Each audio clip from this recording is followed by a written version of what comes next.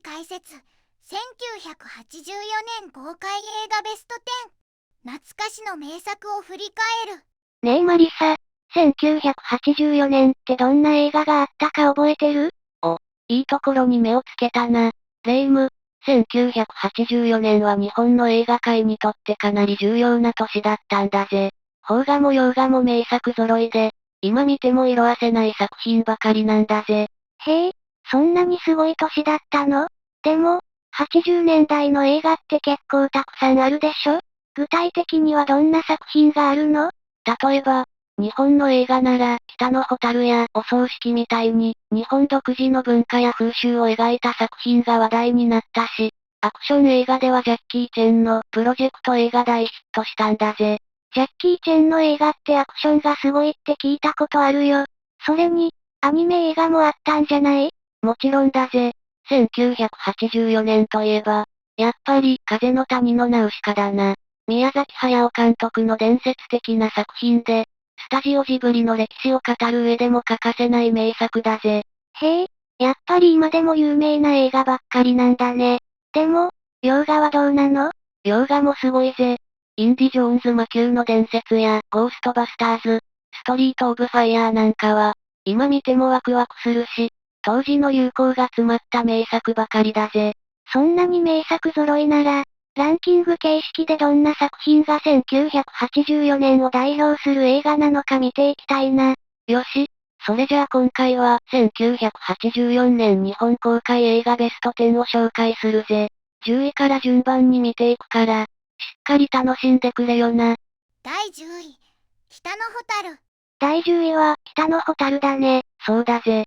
1984年に公開されたこの映画は、明治初期の北海道を舞台に、囚人たちの過酷な運命と、それに関わる人々の愛憎劇を描いた作品なんだ。主演は中台達也さんで、彼が演じる月形剛は、カバト囚事官の天国。つまり刑務所の所長だ。彼は囚人たちを虫けら同然に扱う冷酷な人物として描かれているんだ。かなりシリアスな内容みたいだけど、どんなストーリーなの？物語は、政府が北海道開拓のために囚人たちを労働力として送り込むところから始まるんだ。月形は厳しい規律で囚人たちを管理していたんだけど、ある日、雪の中で倒れていた女性中村優を助けるんだ。彼女を自分の情婦である須磨が経営する店に預けるんだけど、実は優には別の目的があって、なるほど。その女性には何か秘密があるのね。そうなんだ。優は京都の祇園で芸妓をしていた過去を持ち、囚人として収監されている小形鹿野信という男を救い出すためにやってきたんだ。彼女の登場によって、物語はさらに複雑な人間関係とドラマが展開していくんだぜ。人間ドラマが深そうだね。見どころはどこかな？やっぱり、中台達也さん演じる月形の冷酷さと、岩下志麻さん演じる優の秘めた思いの対比が見どころだな。さらに、五社秀夫監督ならではの美しい映像美と、北海道の厳しい自然環境を生かしたシーンも圧巻だぜ。なるほど。深いテーマと美しい映像が融合した作品なんだね。その通りだぜ。北の蛍は、人間の強さや弱さ、そして愛憎が交錯する深い作品だ。時代劇ファンや人間ドラマが好きな人にはぜひ見てほしい一本だな。第9位、ポリスアカデミー。第9位は、ポリスアカデミーだね。そうだぜ。1984年に公開されたこの映画は、警察学校を舞台に、個性豊かな新入生たちのドタバタ劇を描いたコメディ作品なんだ。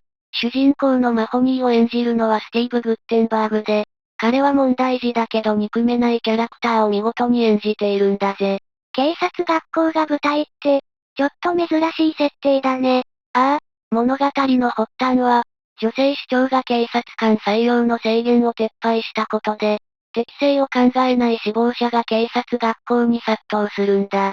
その結果、マホニーをはじめとする一癖も二癖もある新入生たちが集まって、教官たちは頭を抱えることになるんだぜ。なるほど。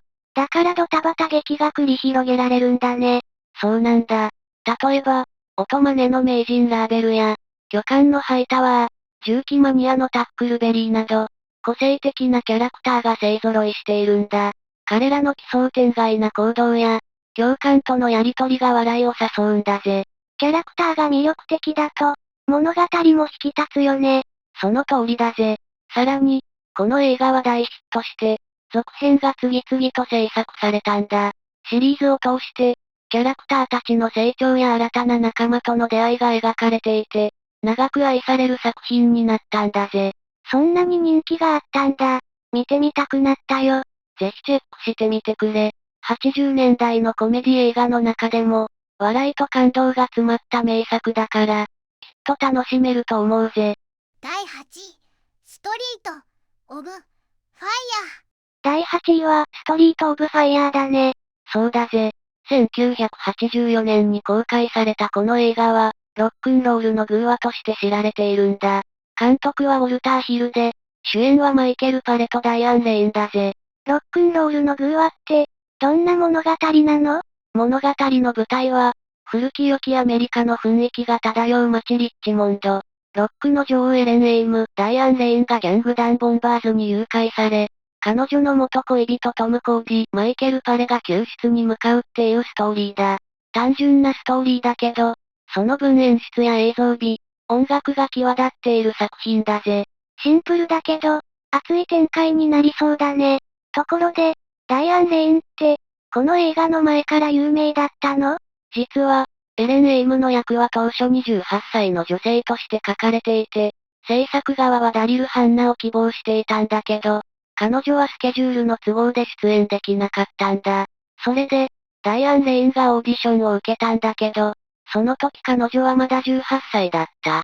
監督のヒルは最初、彼女には若すぎると感じて消極的だったらしいぜ。じゃあどうして彼女が選ばれたの？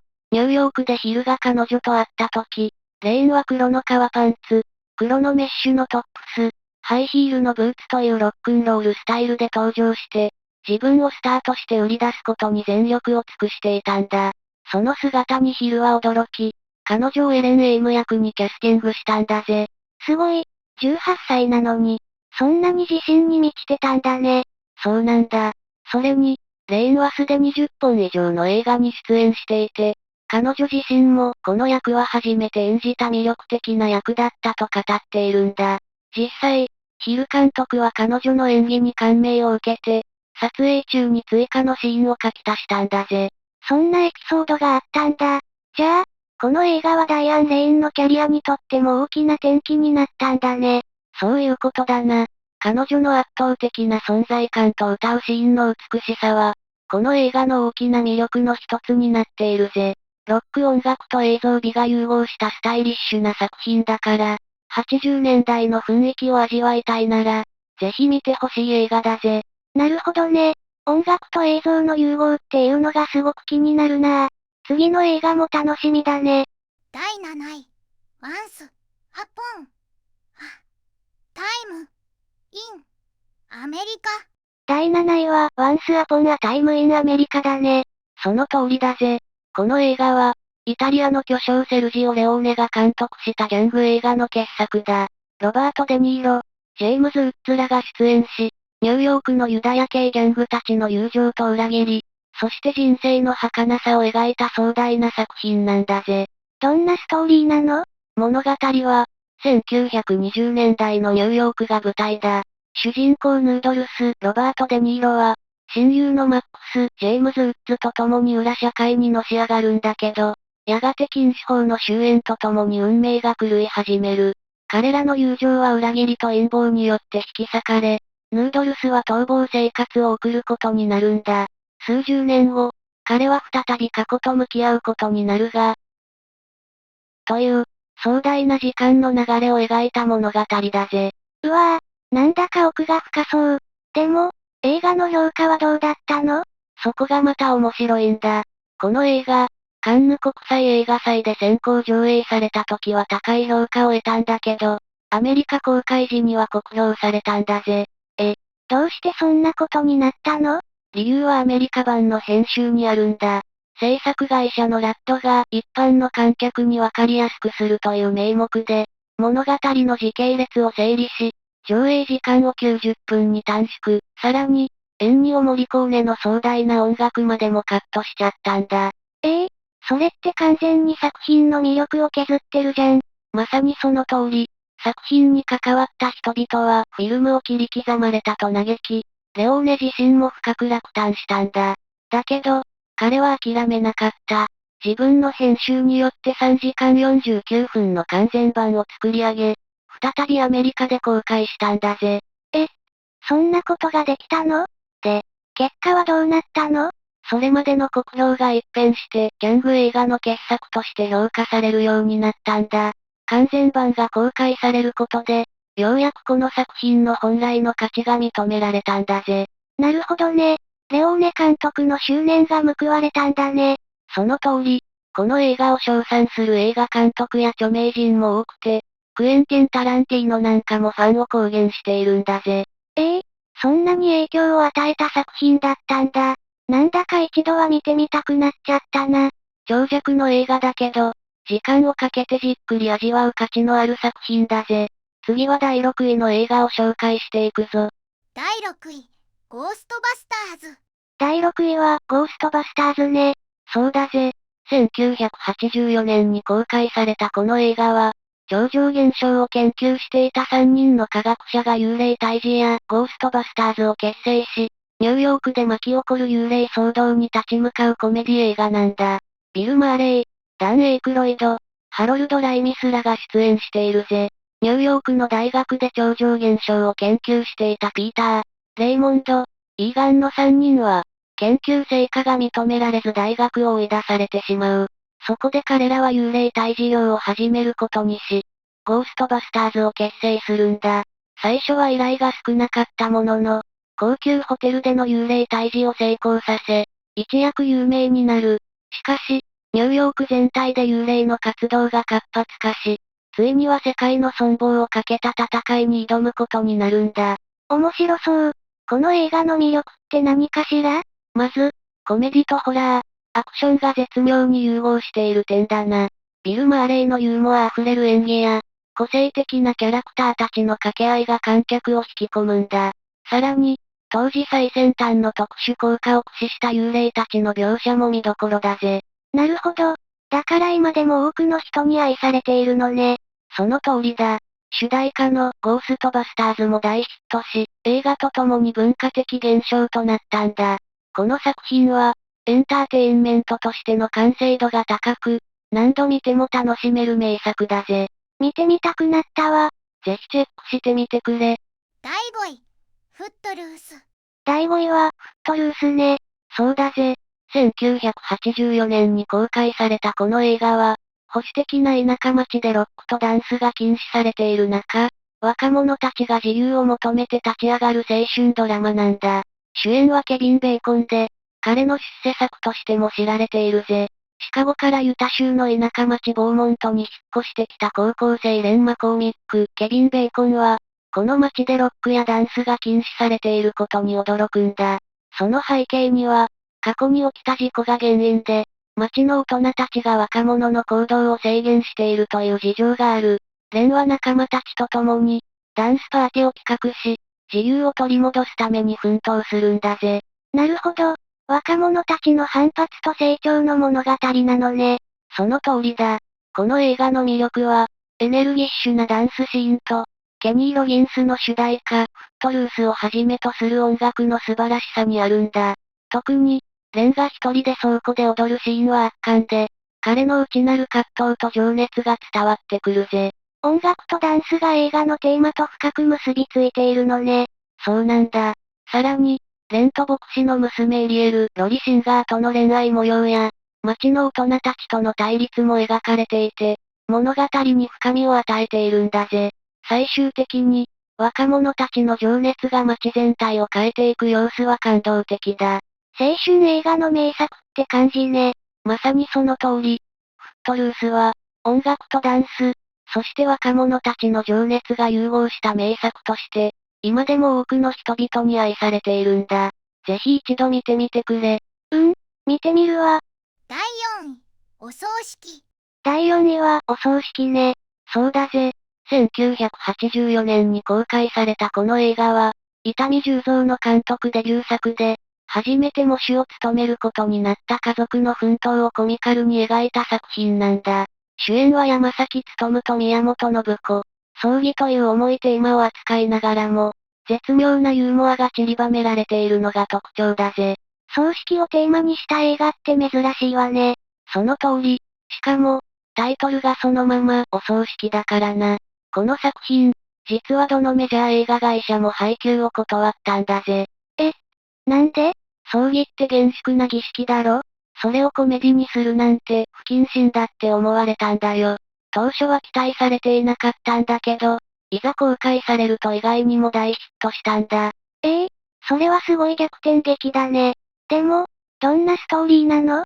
物語は、俳優の井上和美介、山崎努とその妻雨宮千鶴子、宮本信子が、千鶴子の父新吉の訃報を受け、急遽喪主として葬儀を執り行うことになるところから始まる。初めての経験で右往左往しながらも、親族や友人たちと共に葬儀を進めていくんだ。じゃあ、最初は葬儀の段取りとかでバタバタする感じなのね。そうそう。喪主の挨拶に悩んだり、親族の対応に戸惑ったり、さらには葬儀の最中にはビスケの愛人が現れたりと、ハプニング続きなんだぜ。葬儀という厳粛な場面なのに、そこに日常的な人間模様が絡んでくるから、笑えるシーンも多いんだよ。確かに、そのギャップが面白そう。そのギャップこそが、この映画がヒットした理由の一つなんだ。結局、全国公開の枠に乗って大成功を収め、日本アカデミー賞でも作品賞を受賞したんだぜ。最初は配給会社に断られたのに、結果的には大ヒットするなんて、まさに映画そのものがドラマみたいだね。まさにその通り、伊丹十三監督の独特の視点とユーモアが光る名作だから、今見ても楽しめる作品だぜ。これはぜひ見てみなきゃね。次の映画も楽しみだわ。第3位、プロジェクト A。第3位は、プロジェクト A ね。そうだぜ。1983年に香港で公開されたこの映画は、ジャッキー・チェンが主演、監督、脚本、武術指導を務めたアクションコメディの傑作なんだ。舞台は20世紀初頭のイギリス統治下の香港。水上警察と陸上警察が対立しながらも、海賊退治のために協力する物語だぜ。ジャッキー・チェンがそんなに多くの役割をこなしていたのね。ああ、彼の多彩さが光る作品だ。特に有名なのが、高さ約20メートルの時計台から落下するシーン。あれはスタントなしで自ら演じていて、まさに命がけのアクションだぜ。そんな高いところから自分で飛び降りるなんて、すごい勇気ね。その通り。さらに、サモ・ハン・キンポーやユン・ピョウといった名優たちとの共演も見どころだ。彼らとの息の合ったアクションやコメディシーンは、見ていて本当に楽しいんだ。共演者との掛け合いも魅力なのね。ああ、そしてこの映画のテーマソング、東方的異風も日本で大人気になった。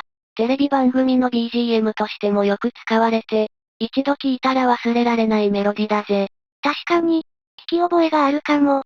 総じて、プロジェクト A はジャッキー・チェンの魅力が詰まった作品だ。アクション、コメディ、友情、どれをとっても一級品。今見ても色褪せない名作だから、ぜひチェックしてみてくれよな。見てみたくなったわ。次の作品も楽しみね。第2位、風の谷のナウシカ。第2位は、風の谷のナウシカね。そうだぜ。1984年3月11日に公開されたこの作品は、宮崎駿監督の長編アニメーション映画で、彼の同名の漫画を原作としているんだ。物語は、かつての大戦争、火の7日間によって文明が崩壊し、有毒な瘴気を放つ不快が広がる世界が舞台だ。人々は不快を避けて暮らしているんだけど、その中で風の谷という小さな国が平和に共存しているんだ。主人公のナウシカは、風の谷の王女で、自然や生き物と心を通わせる優しい少女なんだぜ。ナウシカはどんな活躍をするの？ある日、トルメキアという大国の船が風の谷に墜落し、その中には巨大な兵器、巨神兵を復活させるための秘跡があったんだ。ナウシカは戦争を止め、自然と人間が共存できる道を探るために奔走するんだよ。環境問題や戦争のテーマが含まれているのね。その通りだぜ。宮崎監督はこの作品を通じて、環境破壊や戦争の愚かさ、人間と自然の共生の大切さを訴えているんだ。公開当初は知名度が低く、配給収入は7億円強にとどまったけど、後にテレビ放映やビデオリリースを通じて、多くの人々に愛される作品となったんだ。今でも多くの人に愛されている名作なのね。ああ、そしてこの作品の成功が、後のスタジオジブリ設立のきっかけにもなったんだ。まさに日本アニメーションの歴史に残る一作だぜ。それはすごいわね。ぜひ見てみたいわ。ぜひ見てくれよな。次はいよいよ第1位の発表だぜ。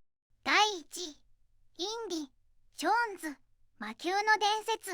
第1位は、インディ・ジョーンズ魔球の伝説ね。その通りだぜ。1984年に公開されたこの映画は、スティーブン・スピルバーグが監督し、ハリソン・フォードが主演を務めたアクションアドベンチャーの傑作だ。前作、レイダース失われたアークの前日譚にあたる作品で、1935年のインドを舞台に、インディアナ・ジョーンズが邪教集団の陰謀に巻き込まれる物語なんだ。物語は、インディが上海のクラブで取引に失敗し、命からがら逃げ出すところから始まるんだ。彼は歌手のウィリー・スコットと少年ショートラウンドと共に飛行機で逃げるんだけど、途中で裏切りに遭い、無理やりインドの寂れた村に降り立つことになる。それで、村では何が起こるの？